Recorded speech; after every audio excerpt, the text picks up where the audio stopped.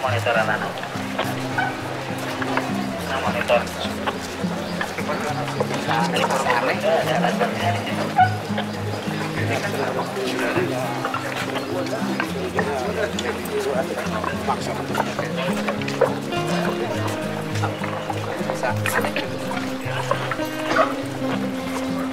Beda, enak sih.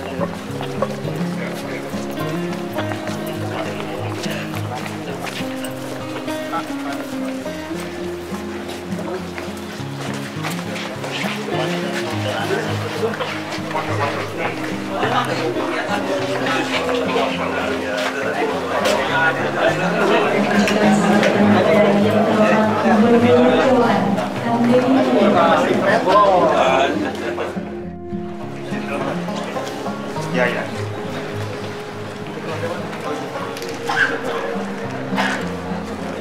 Siap bang, betul bang. Tuh.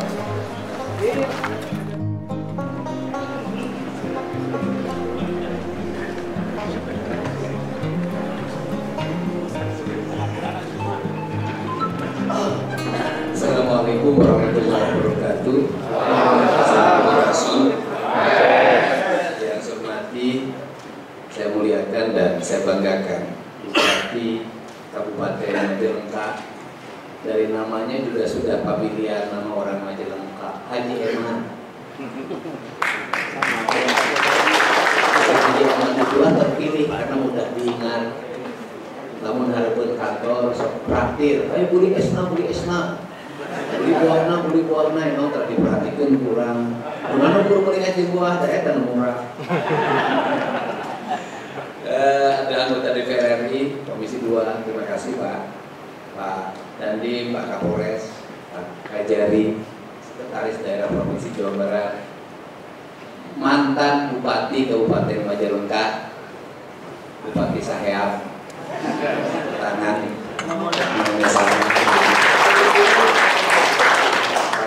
kepala dinas, badan, kantor, ada Dirut PJB. Mudah-mudahan ini yang selalu menjadi omongan pegawai negeri. Apa yang diomongin terhadap PJB dari ASN, PJB teh untuk teti kurang, tinu lanjut kurang, tapi kenapa naon duit kurang diblokir kan? Tahu saya Pak. Yang kedua, kunaon bungana jauh-jauh teuing. Anu katilu aya bunga KSN gede, aya ngajukeun ka batur teu dibayar cicing wae Pak. Ini yang harus segera dibenahi. Kenapa? Dalam hidup itu tidak boleh melupakan apa yang menjadi akar kita.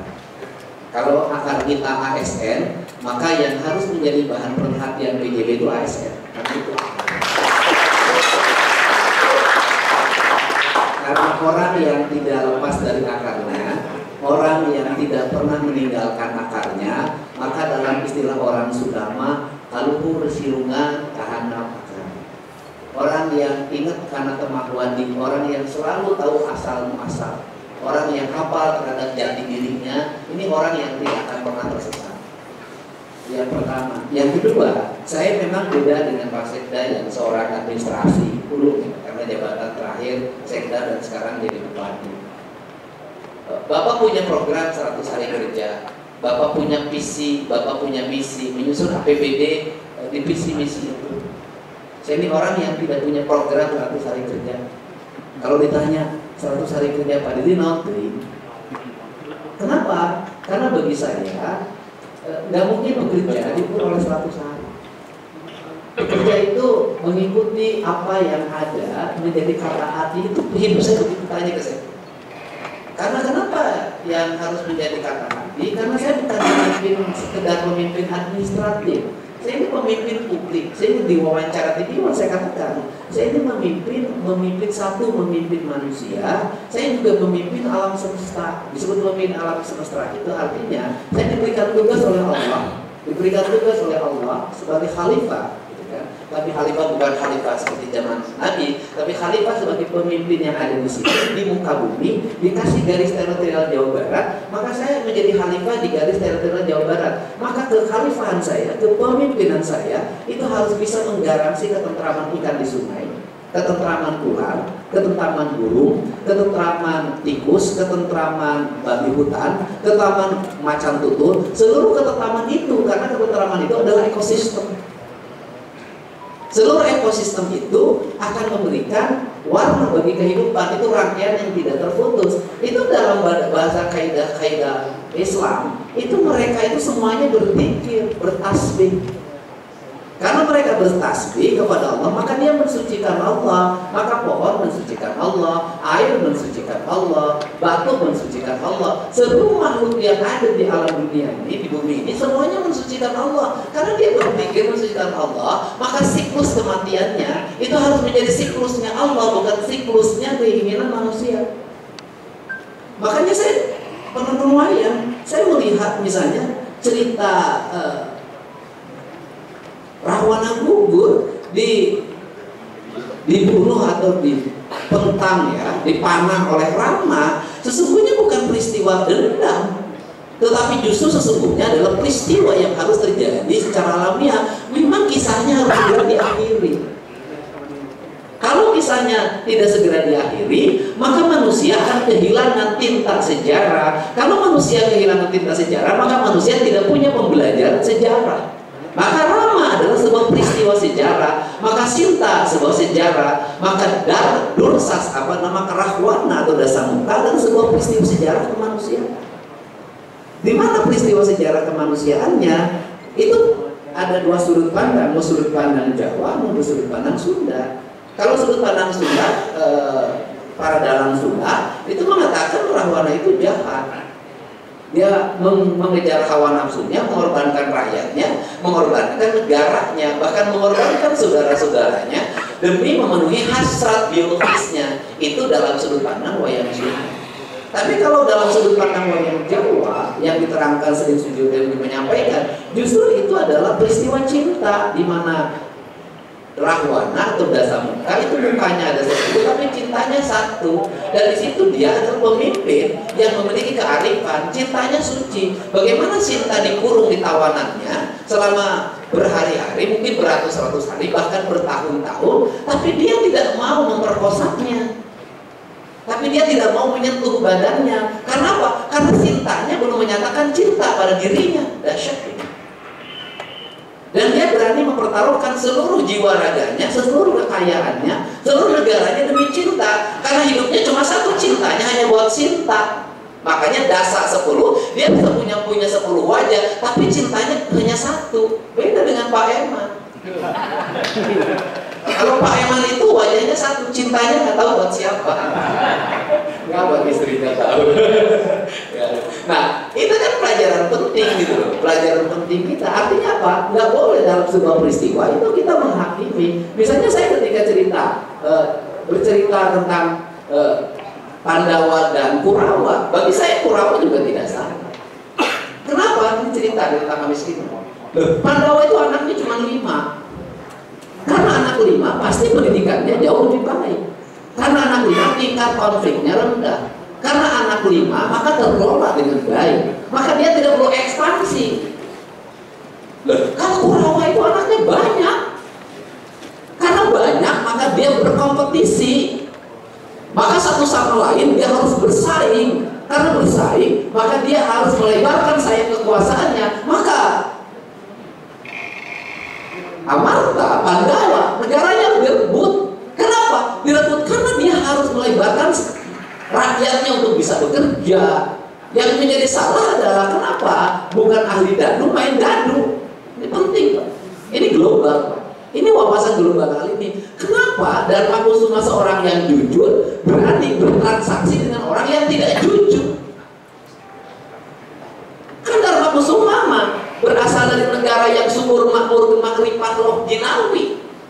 Kan masyarakatnya juga sedikit, kan airnya juga mengalir. Kan gunung nage pan awian, lekong nage balongan, kan laut nage sing dijepur, kan manuk nage sing gelber. Kenapa daerah yang subur makmur harus bertaruh dengan daerah yang penduduknya banyak dan miskin dan punya jiwa ekspansi? Karena orang punya jiwa ekspansi maka dia politiknya pragmatis. Karena dia politiknya pragmatis demi negaranya yang kita tipu Pandawa. Ini kan pelajaran bagi kaum pemimpin. Kalau negara kita kita subur, negara kita makmur, gemah ripah rapi, jangan dulu berpikir untuk bertransaksi dengan orang dengan ekspansi yang sangat tinggi. Jangan-jangan ketika main dadu kita kalah. Kenapa? Dia sudah ahli dadu, kita bukan ahli dadu. Jangan bikin perjanjian perdagangan dengan orang yang ahli dagang. Kita belum ahli dagang, pasti dalam perjanjiannya kita ketipu. Ya kalau petani ya bernegosiasi dengan petani lagi. Untuk itu para petani jangan sekali-kali kemudian dia bergaulnya dengan ahli perdagangan. Jangan dulu, apalagi ahli perdagangannya tidak jujur. Kenapa? Beata sawahan. Ini beda Pak. Kenapa? Ini sudut pandang untuk siapa? Orang Jawa Barat. Kenapa? Orang Jawa Barat kan nggak payung. Saya heran lagi kalau pernah benar, ulah aku payung putut, ulah adean, ulah berem. Ya itu orang Jawa Barat dulu zaman Pajajaran. Ketika dia berkomunitas dengan orang Jawa Barat lagi, maka di payung Moludare. Hari ini kan orang Jawa Barat sudah multi, sudah era industri, era perdagangan antar daerah, bahkan antar negara. Gak bisa lagi sifat itu dipelihara. Gak bisa lagi orang Jawa Barat dalam hatinya tidak punya rasa curiga. Gak bisa, dia harus punya panca curiga. Kenapa? Karena pergaulannya sidik, sakti, indra waspada itu kan prinsip-prinsip dasar intelijen gitu. Nah ini kan nggak bisa dipakai pola itu. Jadi gaya Pak Eman, orang Pajajaran kan nggak bisa dipakai tuh. Itu dipimpin Pak Eman. Saya di Hong Kong, di Tiongkok. Kenapa? Beda. Pindah tampilan sehingga ya tidak bisa lagi kita menjadi bangsa, menjadi orang yang cici karena cari nyumu di juru leuwih. Alamnya sudah beda. Kenapa? Justru kita harus mulai melangkah ke depan untuk melindungi yang di belakang. Kenapa? Kalau kita terus bertahan ke belakang, maka pada masa depan kita kalah. Nah, untuk itu diperlukan apa? Cara berpikir yang out of the box. Nggak bisa lagi pakai literatur. Saya kalau memimpin pakai literatur, pakai buku APBD tahun 2025 yang sudah disahkan oleh Pak PJ, nggak bisa selesai. Itu banjir di Bekasi. Nggak bisa saya tertangani itu. Puncak. Nggak akan jadi gerakan publik hari ini orang punya kesadaran lingkungan. Tidak akan ada lagi sungai-sungai mulai dilebarkan, sungai mulai dikeruk, tidak akan lagi bangunan-bangunan di pinggir kali saya robohkan. Kalau saya hanya berpegang teguh pada ini, kalau saya ditanya, Pak Deddy gimana banjir? Aduh hapunten ya, di APBD-nya kita ya judul banjir. Untuk itu diperlukan apa? Pemimpin yang berani mengambil keputusan. Karena saya pemimpin politik, saya berani mengambil keputusan. Resiko dan sebuah keputusan harus saya tanggung. Nah, kalau pemimpin tidak berani mengambil keputusan, gimana? Maka saya mengambil keputusan. Saya berani mengambil keputusan. Ya sudah, saya itu dilarang oleh orang untuk bongkar di beach, dilarang. Semua orang larang. Saya tidak. Ini problem utama. Pak Deddy nggak boleh melanggar hukum. Saya tidak akan melanggar hukum. Kalau saya sudah turun, nggak ada orang yang bisa melanggar. Itu ciri khas. Maka dan justru dari situ kita terurai. Karena itu terurainya dari mana? Harus punya pengalaman. Pengalaman itu melahirkan intuisi. Jadi kalau pemimpin rada sering puasana, beda agar dia bisa menangkap sinyal. Gimana menangkap sinyal? Kan kita harus bisa menangkap sinyal. Sinyalnya kan bukan dari buku, sinyalnya kan dari semesta. Semesta itu memberikan kalau ke Nabi Wahyu kan ke kita ilham. Kita kan diberi ilham. Kalau bilang wangsit. Nah, saya harus menangkap wangsit dong. Ya wangsit itu harus saya baca. Ini dari sini ke sini ke sini. Sehingga hari ini bagian protokol saya nggak bisa nyusun jadwal saya. Saya nggak mau. Saya nggak mau nyusun mengikuti jadwal yang tepat oleh protokol. Kenapa? Berarti otak saya sudah ditetapkan oleh protokol. Saya nggak mau. Soalnya ya bangsa audiensi itu kan terima kemarin nih. Audiensi kayaknya mau untung proposal. Tapi saya harus apa? Saya harus bergerak berdasarkan intuisi saya. Terus bergerak. Hari ini berapa?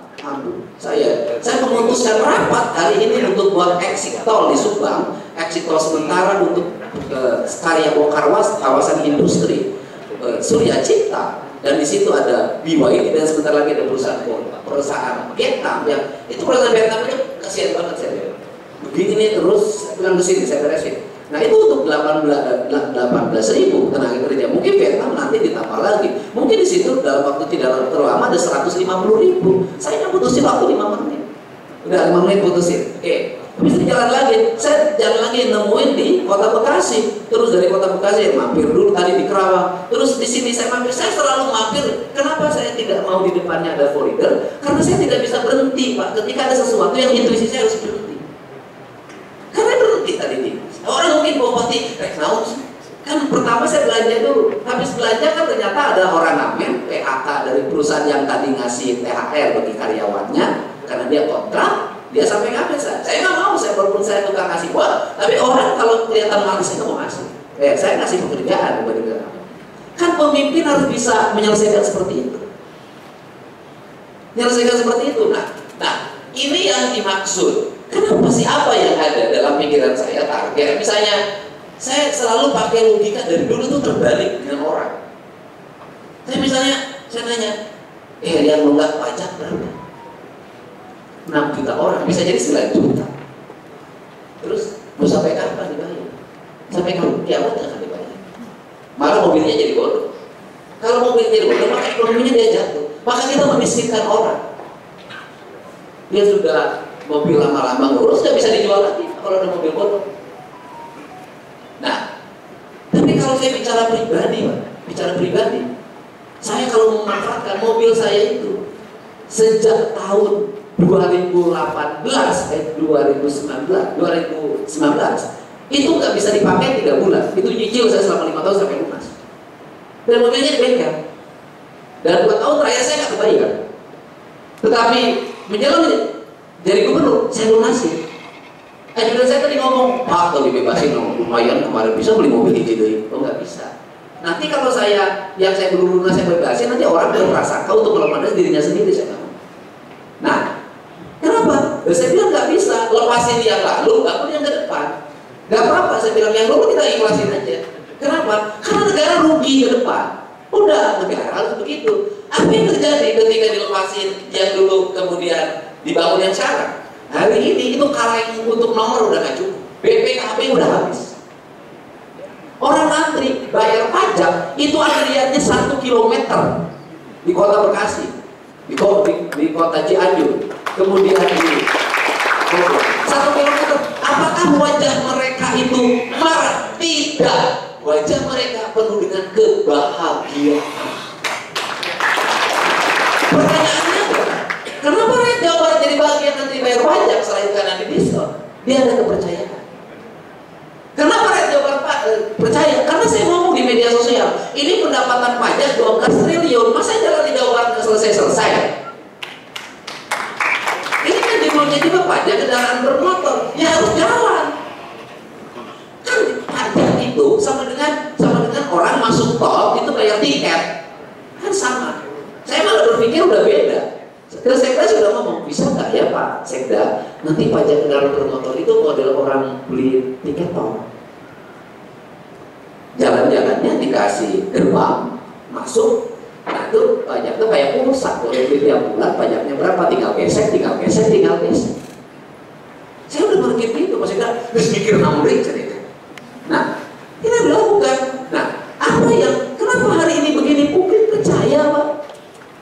Kenapa publik percaya? Kan saya menceritakan, nih gubernur anggarannya hapus perjalanan dinasnya, yang luar negeri nih gubernur setengahnya, nih baju dinasnya hapus, nih gubernur nggak ngambil mobil, nih gubernur, terus dinas-dinas saya potong. Nah, kemudian setelah itu saya juga ngerti dinas, saya pergi kemanapun nggak ada kepala dinas, kecuali beberapa, karena saya nggak tahu perjalanan desa mereka, saya potong, saya harus konsekuen.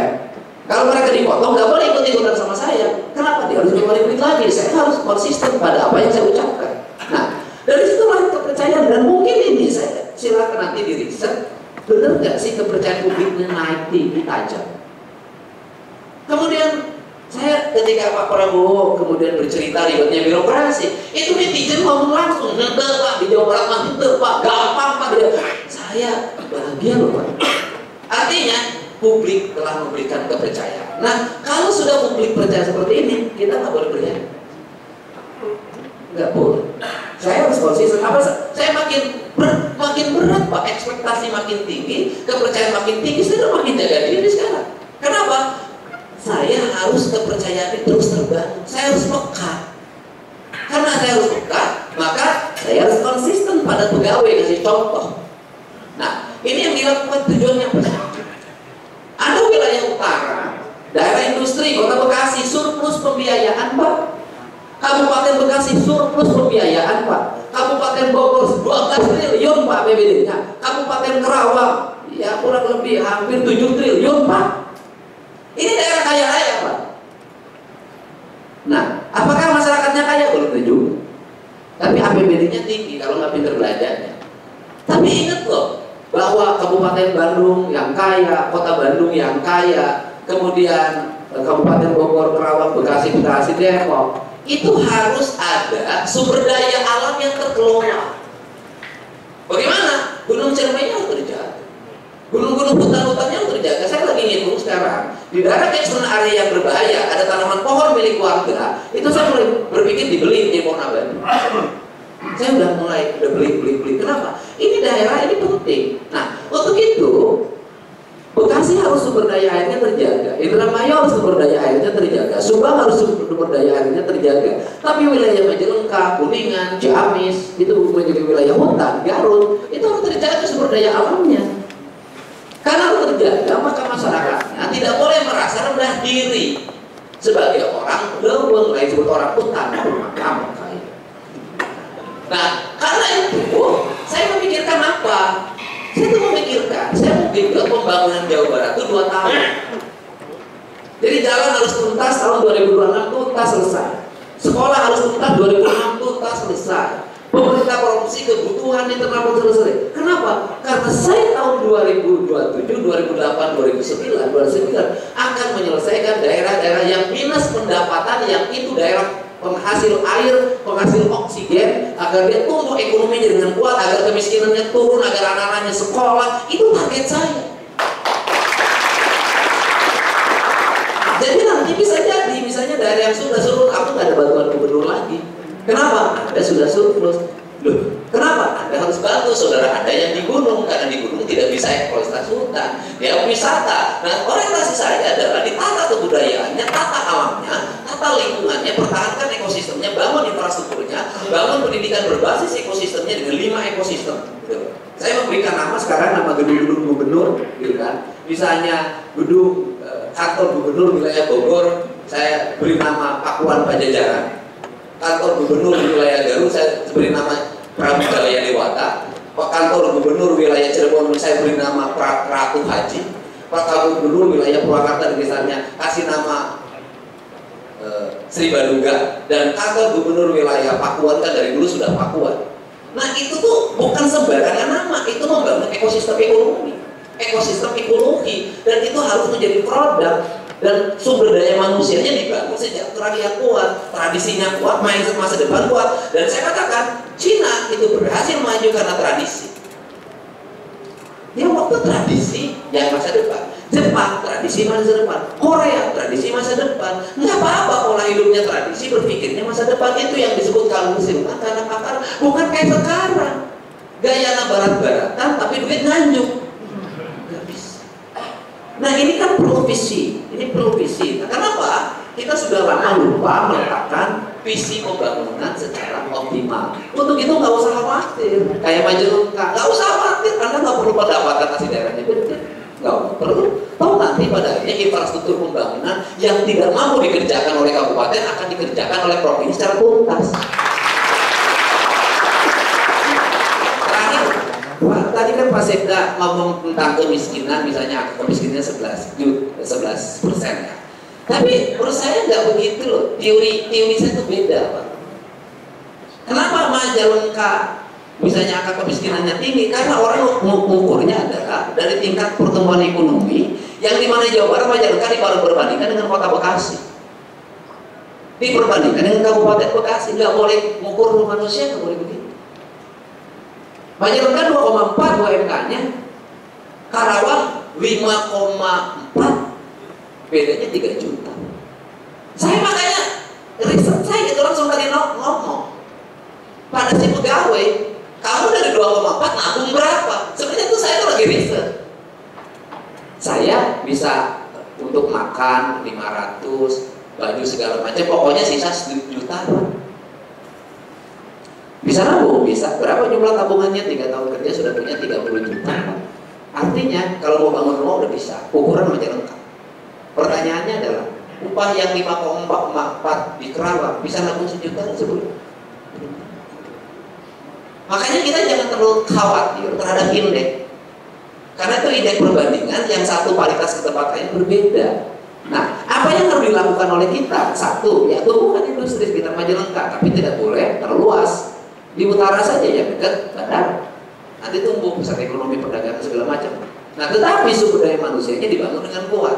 Nah, kemudian berikutnya adalah dorong infrastruktur pembangunan ke wilayah pegunungan. Bangun desain-desain bangunan berbasis pedesaan. Bangun culture yang sangat kuat. Kalau culture-nya sangat kuat, apa yang saya kejar? Yang saya kejar adalah rente ekonominya tidak lari keluar. Orang Bekasi itu mainnya ke Majalengka. Orang Kerawang mainnya ke Majalengka. Kawasan industri baru di Subang nanti mainnya ke Majalengka. Ya cukup orang Majalengka pedagang tua banget.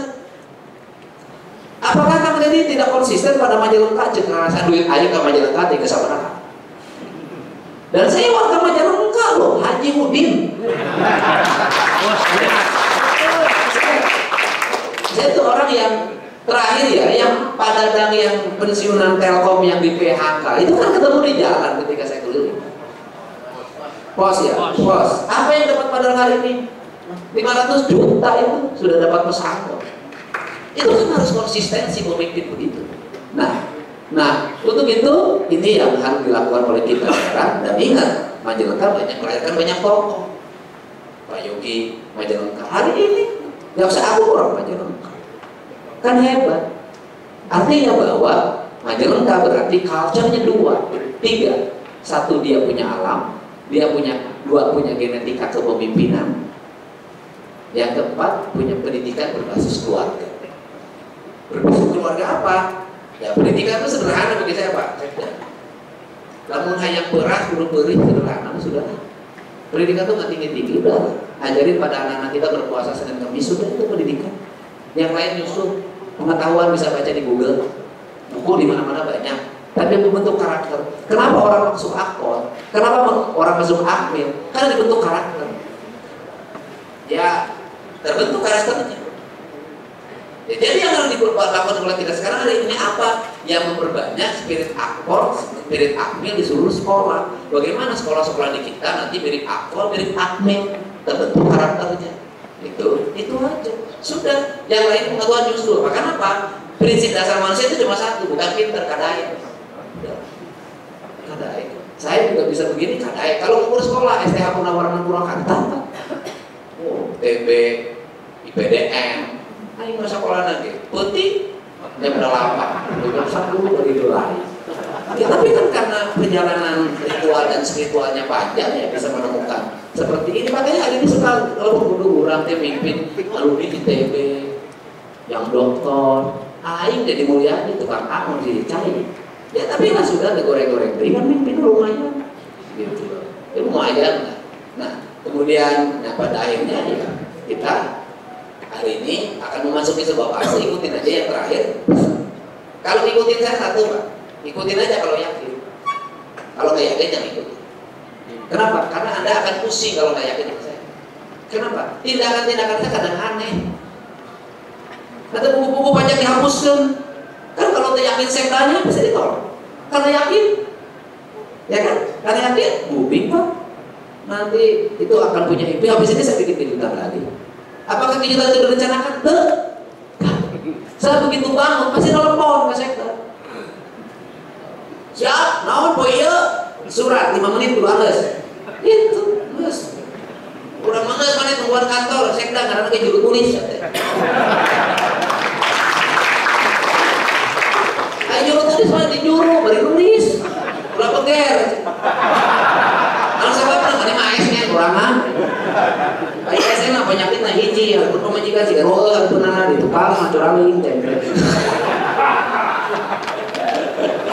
Udah tugasnya juru tulis. Saya mah tanya Prabu, tara cicing di sejarah nanti. Tara kantor, muter. Kenapa?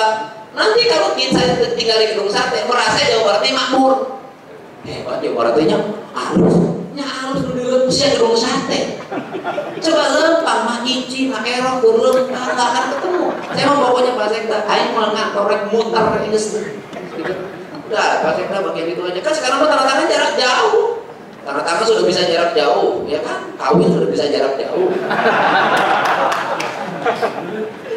Saya mah sudah komitmen, saya pasti menepati janji apa yang dijanjikan. Janji yang mungkin tidak akan sering saya lewatin. Janji yang sering saya ingkari satu, janji menikahi itu sering.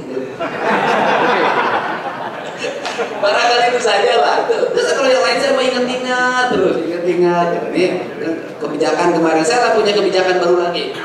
Kan kalau nggak, saya bilang begitu saya motor ke puncak, macet. Oh iya mah macetnya teh engke, geus lebaran. Oh can ka itu. Sukabumi macetnya geus lebaran can ka itu. Karek macet memang lebaran. Kan harus dihitung puncak korodit nanti. Bagaimana kalau ada korban? Kan saya berpikir lagi, Pak Sekda kurang neangan duit. Eta supir angkot kurang preken tas salila 2 minggu geus lebaran. Duit lagi mahi. Geningan kunaon bageula cenah duitna teu mahi tanya ka Pak Is teh hiji nu tadi kumahakeun. Urang teh nyaho tong ngomongkeun bageula ka tukang-tukang mah geus bisa ieu. Ya sudah. Jadi itu saja lah. Saya terima kasih dan hari ini hari Rebo itu paling berat Satgas Premanisme sudah terbentuk di seluruh kabupaten kota. Dan saya sampaikan biayanya ada dan saya menyiapkan kurang lebih 40 miliar.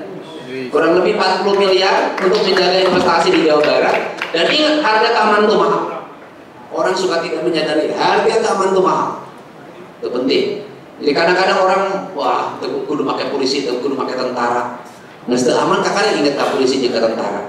Nah, gitu dia. Bagi saya itu lebih memerlukan polisi dan tentara dibanding istri. Itu saja. Terima kasih ya. Ini Pak Sekda udah oke. Ya, kita hari ini juga mau cek lagi perkembangan pendapatan dari kantor Samsa di seluruh Jawa Barat. Dan insya Allah nanti ada dampaknya ada buat Majalengka. Atur nuhun. Assalamualaikum.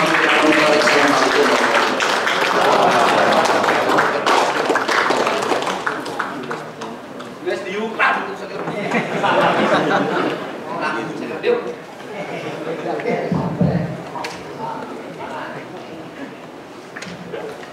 Ya. Ya, bos. Kalau saya dapat begini, Pak. Coba. Sudah oke semuanya? Dari mute itu nah. Buka mute-nya. Sudah.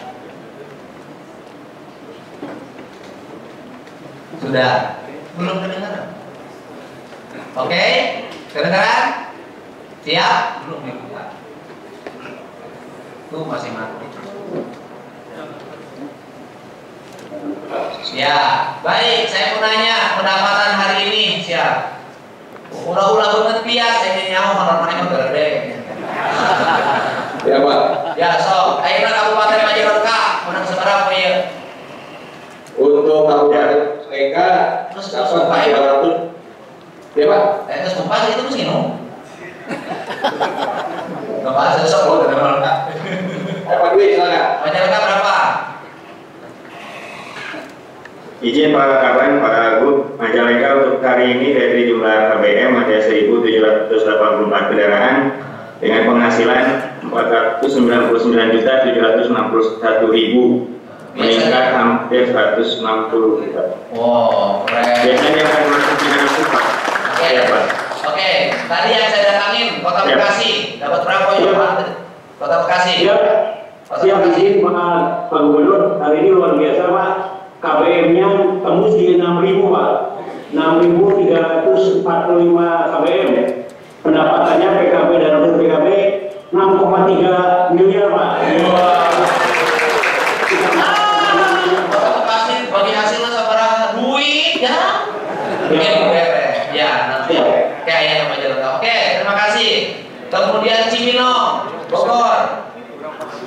Saya izin Pak Bu melaporkan Pak Kawan izin untuk Cibinong, Kabupaten Bogor. Tadi katok jam 5 sore Pak, itu sudah terkumpul 7.137 kendaraan motor dengan total penerimaan pendapatan PKB kurang lebih 2,7 miliar. Ada peningkatan dibandingkan dari sebelumnya kurang lebih 166% Pak Gubernur. Terima kasih. Tapi nggak botak sih.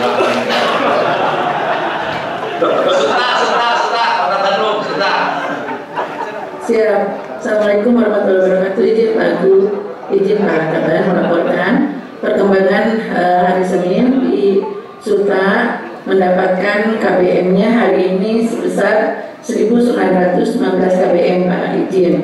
Untuk penerimaan realisasinya 1,171 miliar dibandingkan dengan realisasi Senin sebelumnya, dan total sampai hari ini dari mulai program Pak izin sudah meningkat untuk KBM-nya sebesar 142%, untuk rupiahnya 54,19%. Demikian Pak Dian. Terakhir Kabupaten Bekasi.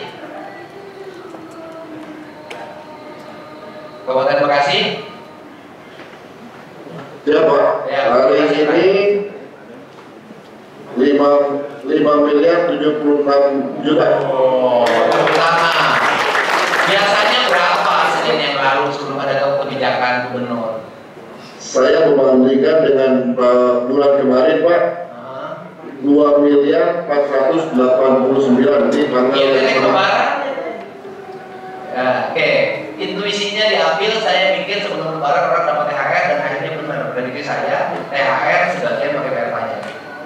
Nah, udah Pak Kapan, semangat terakhir akumulasi semuanya berapa? Baik, terima kasih Pak Gubernur. Per hari ini per jam 18.00 jumlah rupiahnya 30 miliar lebih Pak. Untuk KBM-nya 75.968. Biasanya berapa? Biasanya hanya bermain di Senin ke Senin sekarang Pak, dibandingkan lihat itu Senin yang minggu lalu 42.000 Pak. Jadi ada kenaikan kurang lebih 30.000. Nilai rupiahnya berapa dulu Senin yang lalu? Rupiahnya naik kurang lebih sekitar 4,6 miliar. Enggak lebih Pak, kemarin cuma 2,4. Lebih kan sekarang 30. Kemarin aja 26. Ya, total ini Pak.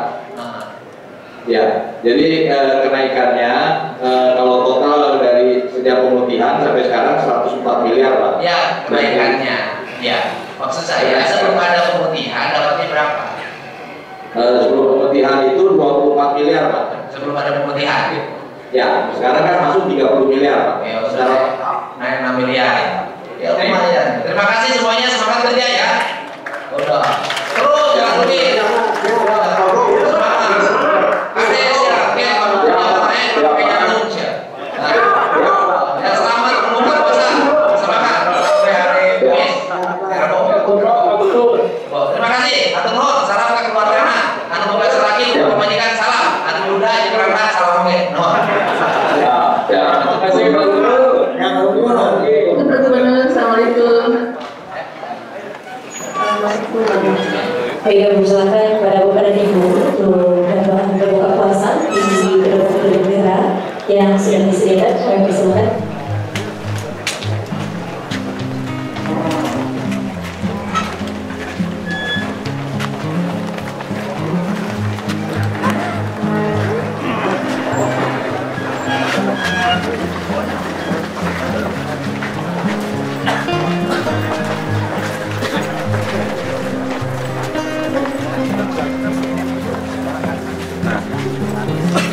Tujuan utama kan untuk membangun. Andai kata pun ada tata aturan yang hari ini dikeluarkan di Undang-Undang TNI, ya kita akan mengikuti aturan itu. Tapi kan saya belum ada pertemuan lagi dengan Pak Kasar. Tapi yang paling utama memang posisi tentara kalau ada bencana, tentara diperlukan ya? Kalau ada bencana. Saya nanya ke wartawan, kalau ada bencana diperlukan nggak tentara? Diperlukan Pak. Oke. Kalau kemudian kita pembangunan lagi berjalan nih, kemudian tiba-tiba banyak orang yang menghalangi, padahal itu kebutuhan mendasar, diperlukan nggak? Jadi apa yang dilakukan oleh pemerintah Provinsi Jawa Barat itu dua kepentingan. Satu, efisiensi pengelolaan keuangan negara. Yang kedua adalah kecepatan pembangunan. Dan ini kebutuhan rakyat. Jadi saya akan selalu berpihak pada apa yang menjadi kebutuhan Itu kan bertentangan dengan undang-undang TNI Pak ketika masih RU Pak, antara MUU Depok dengan pos-pos yang ditempati TNI. Nggak ada yang ditempati. Nggak ada loh. Itu salah pemahaman. Ya makanya kita mengklarifikasi. Nggak ada pos yang ditempati TNI, kan nggak ada TNI yang menjadi pegawai Pemprov. Tidak ada. Itu pekerjaan. Misalnya Pemprov Jabar nanam pohon bareng TNI, boleh nggak? Pak Pemprov Jabar nanam jagung bareng TNI, boleh nggak? Pemprov Jabar dengan TNI bersih-bersih sungai. Pemprov Jabar dengan TNI bangun jalan. Pemprov Jabar dengan TNI bangun irigasi. Pemprov Jabar dengan TNI bangun rumah rakyat miskin. Nah, kalau misalnya undang-undang TNI mengatur dan melarang, itu saya nggak tahu kedalamannya, maka dari dulu sudah ada program TMMD. TNI Manunggal Desa dan TNI Satatat Hariksa ya. Jadi kita lihat seluruh rangkaian itu, kalau bagi saya sebagai abdi negara, saya akan patuh apapun yang menjadi keputusan undang-undang, ya kan? Selama itu tidak bertentangan dengan undang-undang, ya saya akan tetap melaksanakan. Kan saya belum tahu kedalaman undang-undang. Rencana MOU ini masih belum final, masih bisa nanti diubah. Maksudnya diubah, dibatalkan atau? Ya, kalau namanya MOU itu bukan dibatalkan, kesepakatan. MOU itu kesepakatan atau ketidaksepakatan, gitu loh. Ya tergantung nanti kedua belah pihak. Misalnya, kalau misalnya ada pokok-pokok perkara yang bertentangan dengan undang-undang TNI, ya bisa revisi MOU. Kan mudah. ada pertemuan susulan lagi Pak dengan Pak Kastan Pak, rencana? Ya. Ada susulan. Lebaran pasti ngobrol lagi. Yuk,